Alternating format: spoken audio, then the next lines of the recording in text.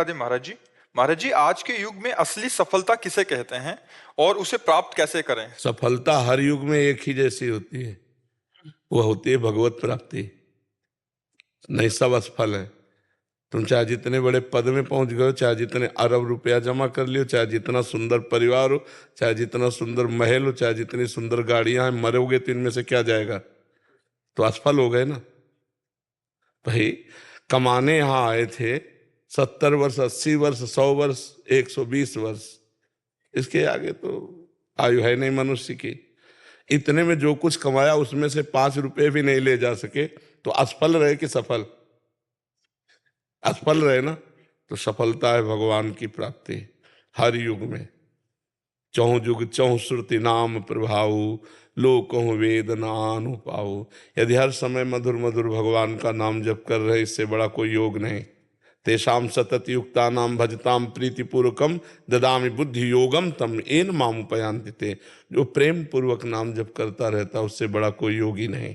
इसलिए यही सफलता है।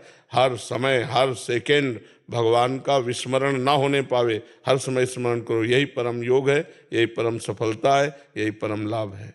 समझ पाए? महाराज जी इस सफलता को प्राप्त करने के लिए क्या करना पड़ेगा? भगवान से प्रार्थना करे। सबसे पहले साधु संगति, प्रथम भगति संतन कर संगा। सबसे पहली भक्ति भगवान के प्रेमी महात्माओं का संत हो, प्रेमी महात्माओं का, प्रपंचियों का नहीं। प्रपंचियों को नहीं। अगर प्रपंचियों को तो वही प्रपंच भरा रहेगा, हंसी मजाक, ये रुपया पैसा लेन देन, वो सब प्रपंच है। शुद्ध बात, त्रिगुणातीत बात, केवल भगवान से मतलब जिनको, ऐसे भक्तों का संग हो। महासंगस्तु दुर्लभो अगम्यो अमोघस्य। महापुरुषों का संग दुर्लभ है। अगर मिल जाए तो निर्वाह करना कठिन हो, निर्वाह कर ले जाए तो परम पद निश्चित मिल जाएगा। तो भगवान से पहले प्रार्थना करे, प्रथम भगति संतन करे संगा, और दूसरी रति मम कथा प्रसंगा। दूसरी भगवान के चरित्रों का खूब स्वाध्याय करे, खूब श्रवण करे, खूब मनन करे। गुरुपद पंकज सेवा तीसरी भक्ति अमान। श्री गुरुदेव भगवान के चरणों का आश्रय ले और मान रहित होकर गुरुदेव के चरणों की सेवा करे।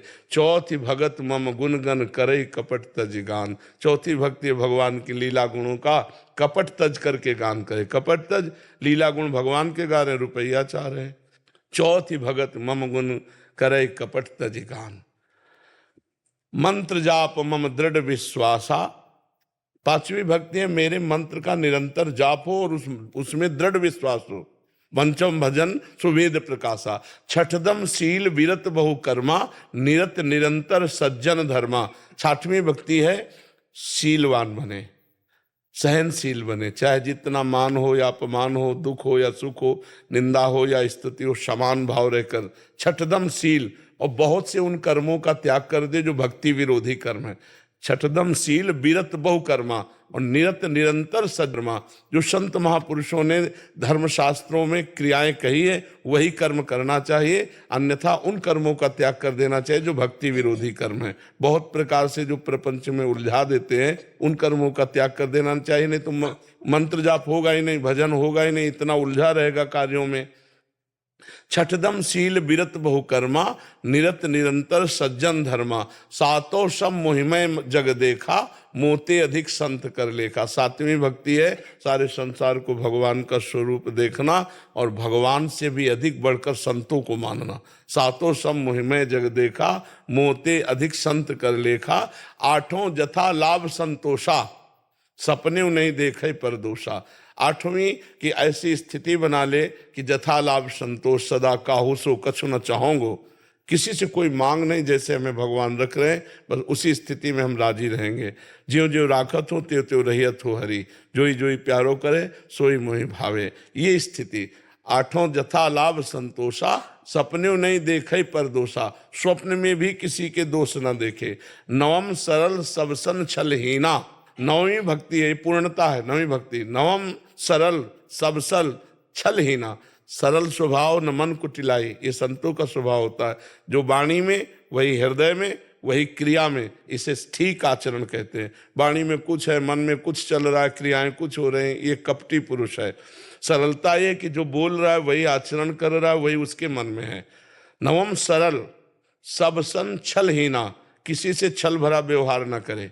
और मम भरोस ही हर्ष न देना, दृढ़ मेरे पर विश्वास हो, ना हर्ष हो, ना शोक हो, ना कभी किसी के सामने अपनी दैन्यता प्रकट करे। भागवतिक दैन्यता अलग है, गरीबी वाली दैन्यता न प्रकट करे कि बाबूजी कुछ सहयोग कर दो, नहीं, मम भरोस ही हरस न दीना, वो ऐसी दैन्यता न करे, किसी के सामने हाथ ना पसारे।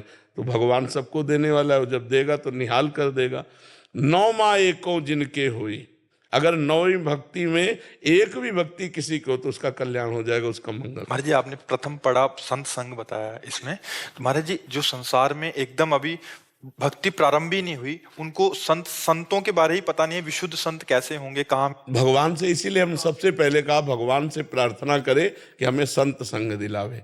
भगवान तो सब जानते हैं ना, तो भगवान से प्रार्थना करें तो ऐसे संतों के पास पहुंचा देंगे जिनके संग से परमार्थ पुष्ट होता है। ऐसा तो है ही नहीं कि असली संत है ही नहीं, अगर नकली नोट है तो असली उसका होगा कहीं, खोजो। अगर नकली कोई वस्तु है तो असली तो होगी ही ना, उसको खोजो। जिन खोजा तिन पाइया, गहरे पानी पैठ। तो तुम नहीं खोज पा रहे तो भगवान से प्रार्थना करो। तो भगवान जब द्रवहि दीन दयालु राघो, तो साधु संगति पाइए, तो संतों का संग करा देंगे।